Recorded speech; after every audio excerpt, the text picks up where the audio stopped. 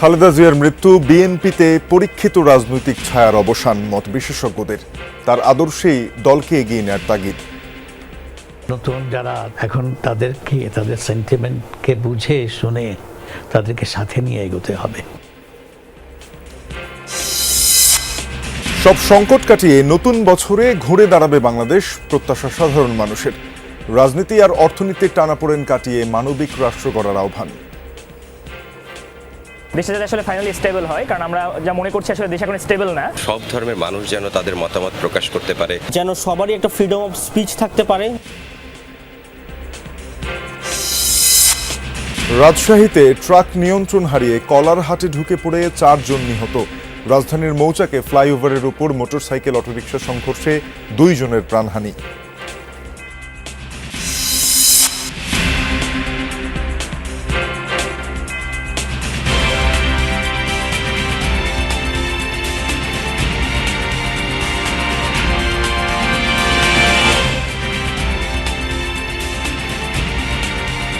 আমন্ত্রণ যমুনা নিউজে আপনাদের সাথে আছে আমি তানজিম শাফিন।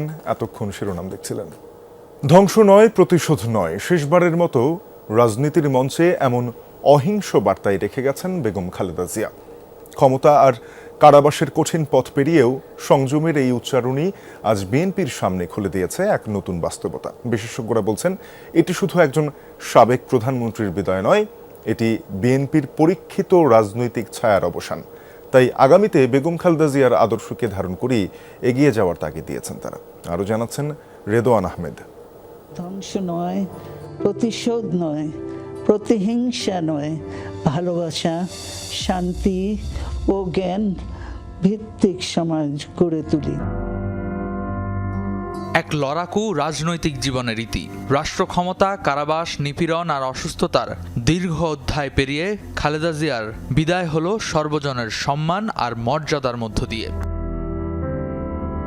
তবু মৃত্যুর সময় পেয়েছেন অরাজনৈতিক সরকার ও সর্বস্তরের মানুষের সম্মান। বাংলাদেশের রাজনীতিতে যা বিরল দৃষ্টান্ত।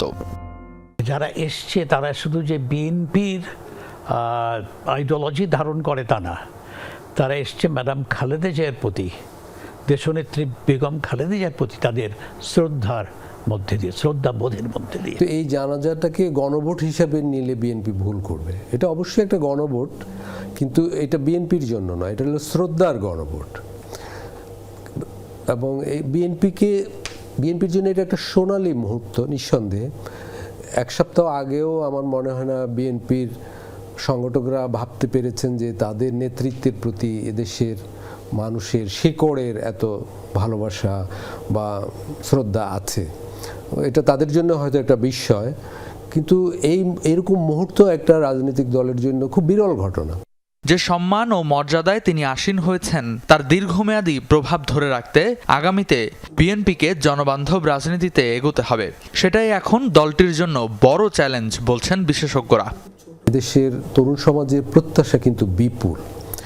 এবারে নির্বাচনটা মোটেই একটা গতানুগতিক নির্বাচন হবে না, এবং নির্বাচনের পর 5 বছর নিশ্চিন্তে থাকা যাবে এরকম ভাবারও কোনো কারণ নেই।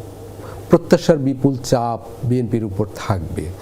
মানুষ আসলে পরিবর্তন চায়, ফলে সেই পরিবর্তনের দায়িত্ব বিএনপিকে নিতে হবে। নতুন যারা, তারা তো, আমি তো বলবো তারা আমাদের দেশের ভবিষ্যৎ, বর্তমান দুটোই। এখন তাদের সেন্টিমেন্টকে বুঝে শুনে তাদেরকে সাথে নিয়ে এগোতে হবে। ক্যাবিনেট যেটা হবে সেখানে আমি বলবো যে যারা সিনিয়র, যারা ইয়াঙ্গার, আমি ইয়াঙ্গারদের জুনিয়র বলবো না, ইয়াঙ্গার সবাইকে নিয়েই করা উচিত, যারা কন্ট্রিবিউট করতে পারবে। সামনে নির্বাচন, নতুন প্রতিদ্বন্দ্বী, 4 কোটি নতুন প্রজন্মের প্রত্যাশা। তারেক রহমানের নেতৃত্বে বিএনপি এখন এক নতুন রাজনৈতিক বাস্তবতায় দাঁড়িয়ে।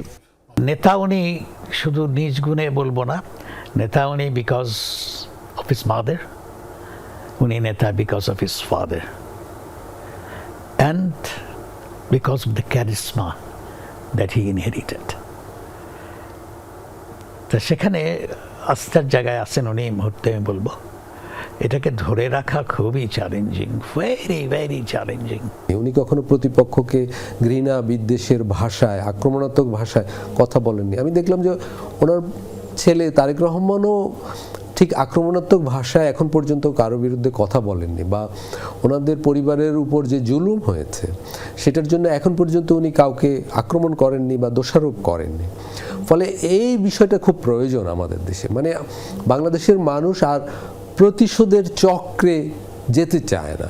বেগম খালেদা জিয়ার প্রয়াণ বাংলাদেশের রাজনীতিতে একটি যুগের অবসান, তবে তার সংগ্রামের নাম রয়ে গেল ইতিহাসে, স্মৃতিতে। রেদওয়ান আহমেদ, যমুনা নিউজ, ঢাকা। মা বেগম খালেদা জিয়ার জানাজা ও দাফনের দায়িত্ব পালনকারী সেনাবাহিনী, আইন শৃঙ্খলা বাহিনী, সরকারি কর্মকর্তা, কূটনৈতিক প্রতিনিধি ও গণমাধ্যম কর্মীদের প্রতি কৃতজ্ঞতা ও ধন্যবাদ জানিয়েছেন বিএনপির ভারপ্রাপ্ত চেয়ারম্যান তারেক রহমান। সকালে ভেরিফাইড ফেসবুক পেজে এক পোস্টে ধন্যবাদ ও কৃতজ্ঞতা জ্ঞাপন করেন তিনি। বলেন, গভীর শোকের মধ্যেও তার মায়ের শেষ বিদায় যথাযথ মর্যাদা ও সম্মানের সাথে সম্পন্ন হয়েছে, যা সংশ্লিষ্ট সকলের দায়িত্ববোধ ও পেশাদারিত্বের ফল। তিনি সেনাবাহিনী, পুলিশ, র্যাব সহ নিরাপত্তা বাহিনীর পাশাপাশি গোয়েন্দা সংস্থা, বিভিন্ন মন্ত্রণালয় ও পররাষ্ট্র মন্ত্রণালয়ের ভূমিকার প্রশংসা করেন। একই সঙ্গে প্রতিকূল পরিস্থিতির মধ্যেও দেশ বিদেশের গণমাধ্যম কর্মীদের আন্তরিক শ্রদ্ধা ও হৃদয়ের গভীর থেকে ধন্যবাদ জানান। প্রধান উপদেষ্টা ডক্টর মোহাম্মদ ইউনূস ও উপদেষ্টা মণ্ডলীর সদস্যদের প্রতি ধন্যবাদ জানিয়ে তারেক রহমান বলেন, গভীর শোকের সময়ে তাদের উপস্থিতি খালেদা জিয়ার পরিবারের জন্য গুরুত্বপূর্ণ সমর্থন ছিল।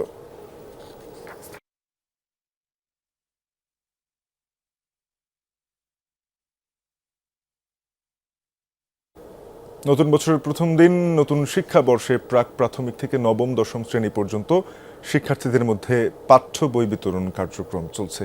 এ নিয়ে সহকর্মীদের কাছ থেকে বিস্তারিত জানবো। শুরুতেই যাচ্ছি রাজধানীর উদয়ন উচ্চ মাধ্যমিক বিদ্যালয়ে, সেখানে আছেন সহকর্মী সুমাইয়া ঐশী। ঐশী, জানাবেন যে নতুন বছরের বই বিতরণ কার্যক্রম শুরু হয়েছে কিনা, কোন কোন শ্রেণীর বই আজকে শিক্ষার্থীদের হাতে তুলে দেওয়া হচ্ছে?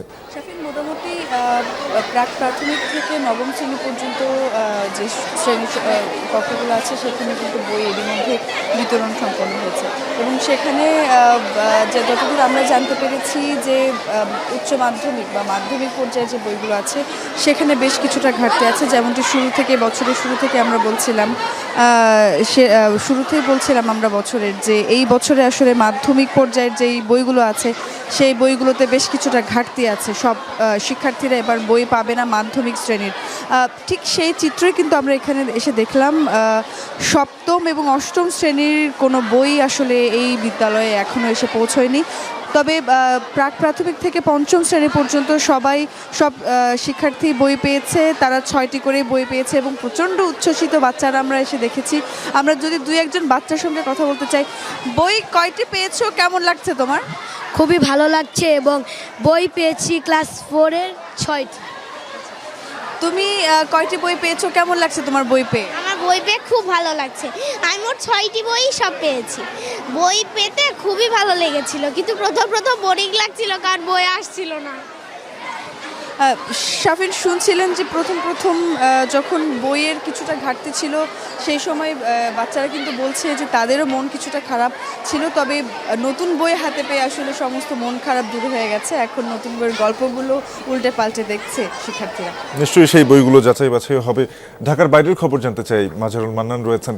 মাজার, জানাবেন যে শিক্ষার্থীরা নতুন ক্লাসের সব বই পেয়েছে কিনা, উৎসাহ উদ্দীপনা কতটা দেখছেন?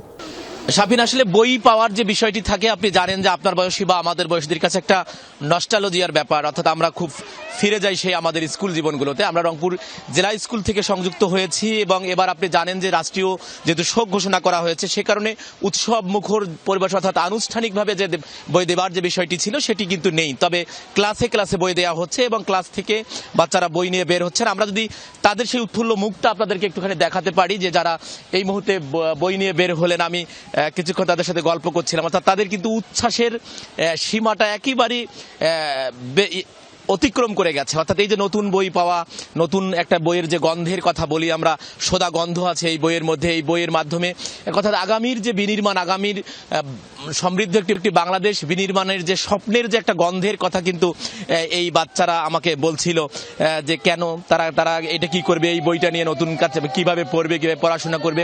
এবং তাদের অভিভাবকরাও কিন্তু উদ্গ্রীব হয়ে আছে, যে আমরা দেখেছি যে পাশে যদি আপনাদেরকে একটুখানি দেখাতে পারি, অভিভাবকরাও এই বাচ্চারা যখন বের হচ্ছেন তখন অভিভাবকরা উদ্গ্রীব উদ্গ্রীব হয়ে আছে বাচ্চারা কখন বইটা নিয়ে আসবেন। আমরা একটা কথা শুনতে চাই, আমি একটু কথা শুনতে চাই বাবা, যে কয়টা বই পেলে, কেমন লাগলো? ক্লাস 5-এ আমরা যেহেতু নতুন উঠেছি, তো ক্লাস 5-এ আমরা 6টি বই পেয়েছি এবং এই 6টি বই, এই নতুন বই বছরের শুরুতে পেয়ে আমাদের যে কি ভালো লাগছে সেটা আসলে প্রকাশ করার মতো না।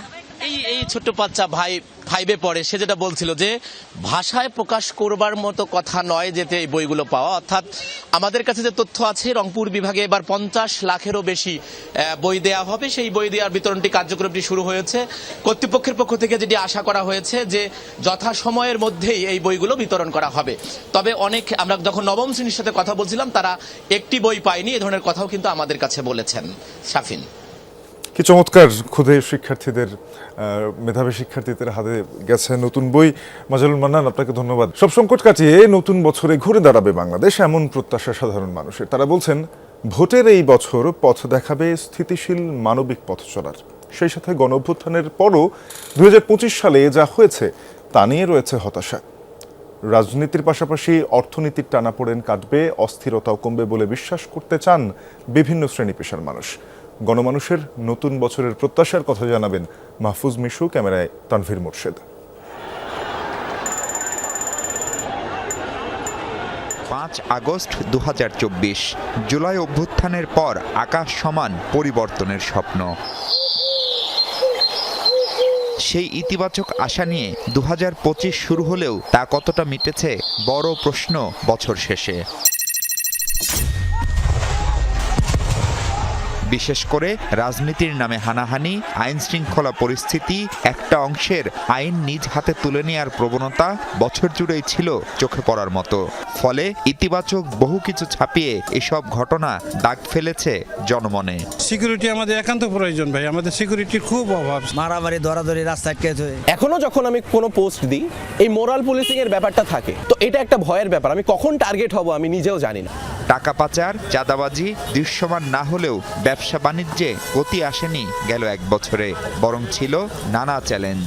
13টা শোরুম থেকে আমার 2টা শোরুমে আমি চলে আসছি, এবং আমি এগুলো রাখতে পারবো কিনা আগামী দিনে আই এম নট শিওর। মানুষের হাতে টাকা পয়সা কম মনে হয়, ব্যবসা বাণিজ্য সুবিধা না।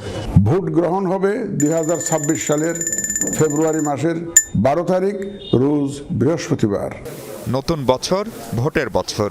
বহু বছর পর একটা ভালো ভোট হবে, সে আশায় বুক বাঁধছে মানুষ।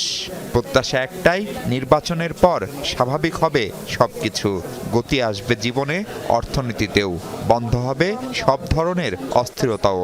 2026টা একটি সুন্দর আবহ নিয়ে শুরু হবে এবং সেটা চলমান থাকবে। ল অ্যান্ড অর্ডার সিচুয়েশনের যে অবস্থা, এই কারণে আসলে নির্বাচনটা ইম্পর্টেন্ট। সুষ্ঠু নির্বাচন হওয়ার পর হয়তোবা আমাদের সেটা ঠিকভাবে আবার স্ট্যাবলিশড হবে। কেবল শহর নয়, গ্রামে গঞ্জে সবখানেই সাধারণ মানুষের মধ্যে হতাশা আছে খানিকটা। চায়ের আড্ডায় ঘুরে ফিরেই তাই নির্বাচন প্রসঙ্গ। তাদের চাওয়া একটাই, নিরাপদ হোক জনজীবন, নাগালের মধ্যে থাক জিনিসপত্রের দাম। সুন্দরভাবে যেন সমৃদ্ধির বাংলাদেশে এই সমাজকে আমরা গড়ে ফেলতে পারি। একটি নিরাপদ বাংলাদেশ চাই, সুন্দর বাংলাদেশ যেখানে বেকার মুক্ত, বেকার থাকবে না। বাংলাদেশের সমস্ত লোক যেন ভালো থাকে। যে কষ্টগুলো ফেস করে এসেছি, সামনের বছরে এই বিষয়গুলো যেন আর পুনরাবৃত্তি না হয়। একটা সুষ্ঠু নির্বাচন হোক, দেশটা শান্তিতে থাকুক, যেন স্বাধীনভাবে আমরা চলাচল করতে পারি। জুলাই অভ্যুত্থানের প্রধান শক্তি ছিল যে তরুণরা দেশের সামগ্রিক পরিস্থিতিতে সন্তুষ্ট নয়। তারাও বলছেন, জান ও জবানের স্বাধীনতার যে স্বপ্ন দেখেছিলেন তারা, তাতে প্রত্যাশা আর প্রাপ্তির ফারাক অনেক।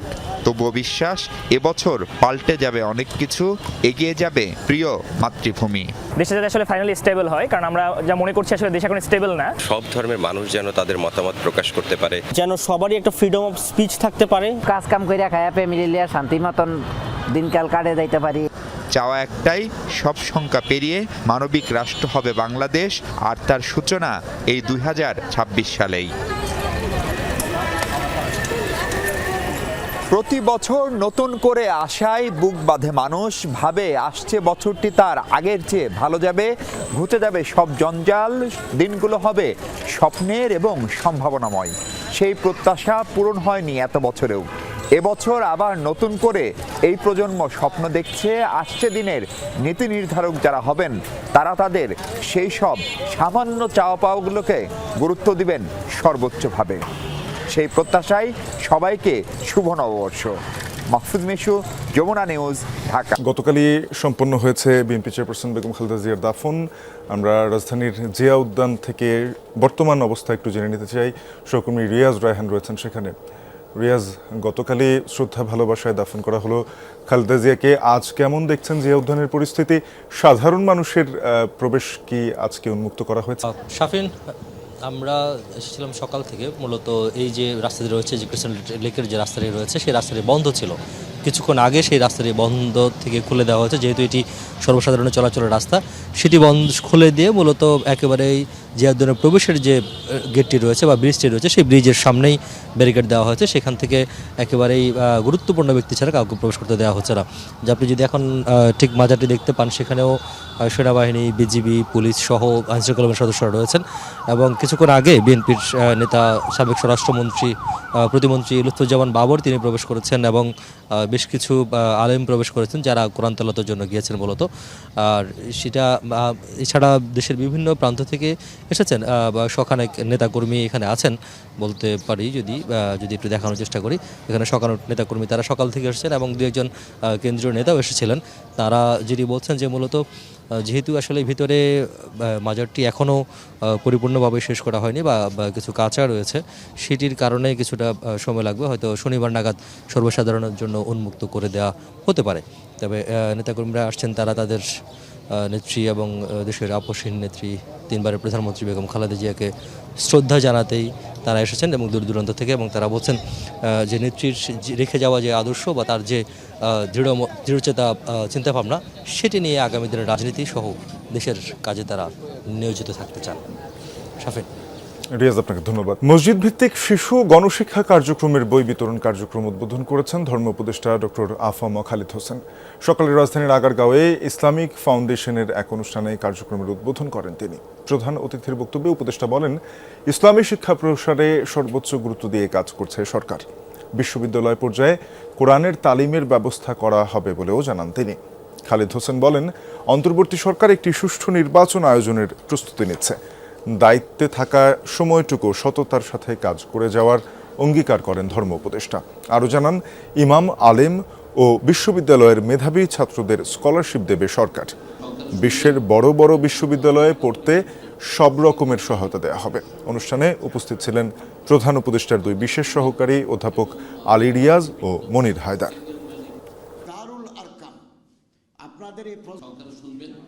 এবং আমি আবারও রিপিট, 9 মাস ধরে রাজনৈতিক দলগুলোর সাথে আলাপ আলোচনা হয়েছে। অনেক বিষয়ে ভিন্নমত আছে, কিন্তু গণভোটের ব্যাপারে কিন্তু ভিন্নমত নাই। আমাদের মেয়াদও নাই, আমরা দ্রুত সময় পার করছি। তবে আমি অন্ততপক্ষে মসজিদ ভিত্তিক শিশু গণশিক্ষা কার্যক্রমকে রেভিনিউতে আনার জন্য আমি যাওয়ার আগে জনপ্রশাসনের একটা সামারি দিয়ে যাব। রাজশাহী থেকে নাটোরগামী বালুবাহী ট্রাক নিয়ন্ত্রণ হারিয়ে বাজারে ঢুকে পড়ার ঘটনায় 4 জন নিহত হয়েছেন। সকাল 7:30টার দিকে পুঠিয়ার জলমালিয়া বাজারে এ দুর্ঘটনা ঘটে। ফায়ার সার্ভিস জানায়, বালুবাহী ট্রাকটি রাজশাহী থেকে যাচ্ছিল নাটোর। এ সময় নিয়ন্ত্রণ হারিয়ে ওই বাজারের মধ্যে ঢুকে পড়ে সেটি। ট্রাক চাপায় ঘটনাস্থলেই প্রাণ হারান 4 জন। একজনকে গুরুতর অবস্থায় উদ্ধার করে রাজশাহী মেডিকেলে পাঠানো হয়েছে। মরদেহগুলো ময়নাতদন্তের জন্য হাসপাতালের মর্গে পাঠানো হয়। পুলিশ জানায়, নিহতরা বাজারের ব্যবসায়ী ও পথচারী। ঘাতক ট্রাকটি জব্দ করা হলেও পালিয়েছে চালক। রাজধানীর মৌচাক ফ্লাইওভারের উপর সিএনজি চালিত অটোরিকশা ও মোটরসাইকেলের মুখোমুখি সংঘর্ষে 2 জনের প্রাণ গেছে। নিহতদের একজন সিএনজি চালক এবং অপরজন মোটরসাইকেল আরোহী। ভোর 4:40 মৌচাক ফ্লাইওভারের উপরে এ দুর্ঘটনা ঘটে। পুলিশ জানায়, দুর্ঘটনার পর ঘটনাস্থল থেকে 2 জনকে উদ্ধার করে ঢাকা মেডিকেল কলেজ হাসপাতালের জরুরি বিভাগে নেওয়া হয়। ভোর 6টায় চিকিৎসক তাদের মৃত ঘোষণা করেন। নিহতরা হলেন সিএনজি চালক নয়ন তালুকদার ও মোটরসাইকেল আরোহী ইয়াসিন আরাফাত আশিক। রমনা থানার এসআই সুশান্ত কুমার জানান, ইয়াসিন আরাফাত ও তার এক বন্ধু মোটরসাইকেলে মালিবাগ থেকে মুগদার দিকে যাচ্ছিলেন। মৌচাক ক্রসিংয়ে রামপুরাগামী একটি সিএনজির সঙ্গে মোটরসাইকেলটির মুখোমুখি সংঘর্ষ হয়। মোটরসাইকেল আরোহী অপরজনের অবস্থাও গুরুতর।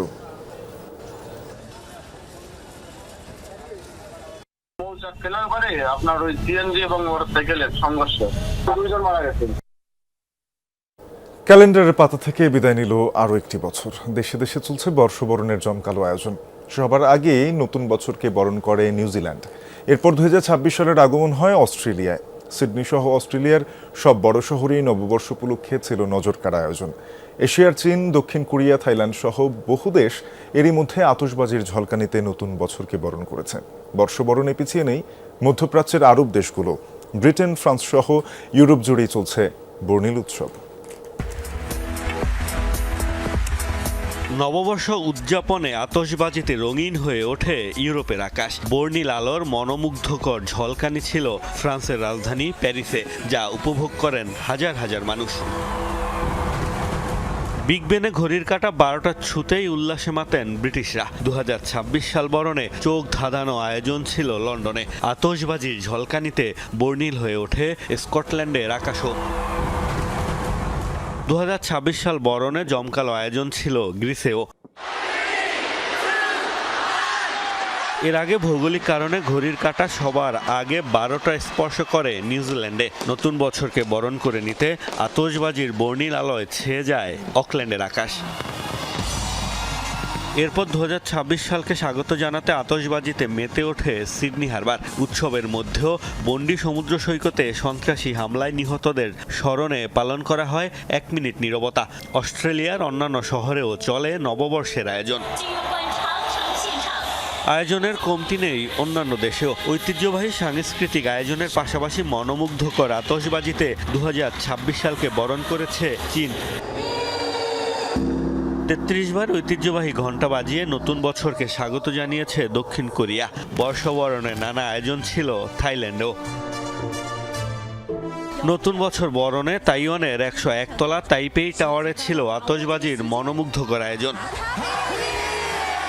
ঘড়ির কাঁটা 12টা ছুতেই বর্ণিল আতশবাজির মাধ্যমে নতুন বছরকে বরণ করেছে হংকং। জমকালো আতশবাজি আর সাংস্কৃতিক আয়োজনে ইংরেজি নববর্ষ বরণ করেছে কাতার। মধ্যপ্রাচ্য সহ এশিয়ার অন্যান্য দেশেও ছিল জমকালো আয়োজন। সবার শেষে 2026 সালকে স্বাগত জানাবে যুক্তরাষ্ট্র। জমকালো আয়োজনের জন্য এরই মধ্যে প্রস্তুত ঐতিহাসিক Times Square. Mostafa Mahmud, Jamuna news. এখন থেকে স্পাইসি ক্রিস্পি পটাটা প্রাণ পটাটা একটি স্বনির্ভর বিস্কুট। ভয়াবহ আগুনের কবলে আমস্টারডামের ঐতিহাসিক ভন্দেলকার্ক চার্চ। নতুন বছর উদযাপনে জ্বালানো আতশবাজির আগুনে পড়ে গেছে প্রায় 150 বছরের পুরনো গির্জাটির বিশাল অংশ। ঘটনাস্থলে ফায়ার সার্ভিস পৌঁছানোর আগেই গির্জাটির প্রায় পুরো অবকাঠামো ছড়িয়ে যায় আগুন। ভেঙে পড়ে ভবনটির ঐতিহাসিক চূড়াটিও, ধসে যায় ছাদের বিশাল একাংশ। আগুনের তীব্রতা বেড়ে যাওয়ায় এলাকাটিতে জরুরি অবস্থা জারি করে প্রশাসন। পরিস্থিতি নিয়ন্ত্রণ চেষ্টার পাশাপাশি আশপাশের বাসিন্দাদের নিরাপদ স্থানে সরিয়ে নেওয়া হয়। এই ঘটনায় এখনও হতাহতের খবর পাওয়া যায়নি। আতশবাজির আগুনে ব্যাপকভাবে ক্ষতিগ্রস্ত হয় পার্শ্ববর্তী হিলেগম ও গ্রোনিনগেন শহরও। এসব ঘটনার জেরে চলতি বছর থেকে দেশটিতে আতশবাজি নিষিদ্ধের আইন জারির কথা জানিয়েছে কর্তৃপক্ষ।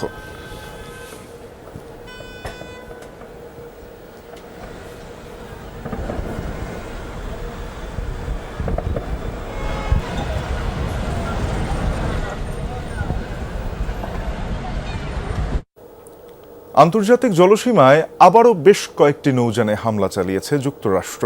বুধবার এ তথ্য নিশ্চিত করেছে দেশটির সাউদার্ন কমান্ড। দাবি, মাদক পরিবহনের অভিযোগে চালানো হয়েছে সব হামলা, যাতে কমপক্ষে 8 জন নিহত হয়েছে। এক বিবৃতিতে ওয়াশিংটন জানায়, মঙ্গলবার একটি নৌযান টার্গেট করে হামলা চালিয়েছে মার্কিন সেনারা, যাতে 3 জন নিহত হয়। পরে আরেক বিবৃতিতে আরও 2টি নৌযানে হামলার কথা জানান তারা।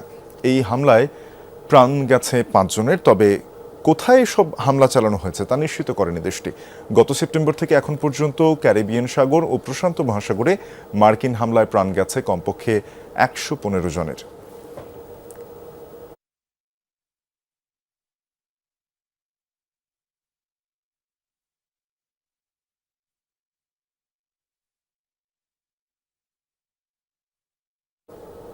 দর্শক, এই ছিল যমুনা নিউজের